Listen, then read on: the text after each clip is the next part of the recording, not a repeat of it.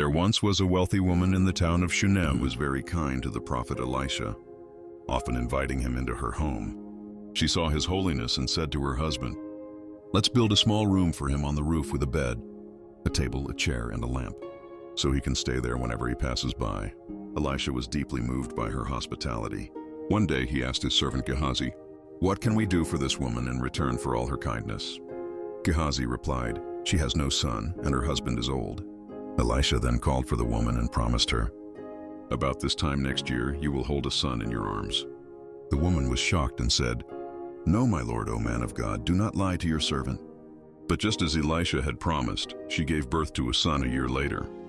The boy grew, and one day, while he was in the field with his father, he cried out, "My head, my head." The father told his servant, "Carry him back to his mother." The servant brought the boy to her, and he sat on her lap until noon when he died. Grief-stricken, the mother carried his body upstairs and laid him on Elisha's bed, then quietly shut the door. She went to her husband and said, "Send me one of the servants and a donkey so I can go to the man of God and return."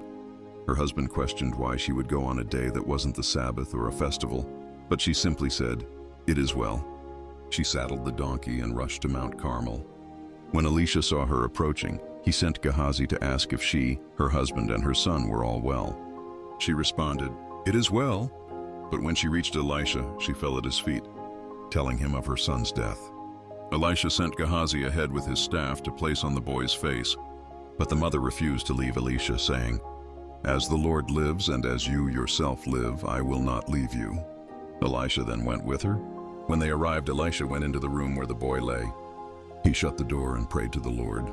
Then he stretched himself out on the boy, placing his mouth on his mouth, his eyes on his eyes, and his hands on his hands. As he lay there, the boy's body began to grow warm. Elisha got up, walked around the room, and then stretched himself over the boy again.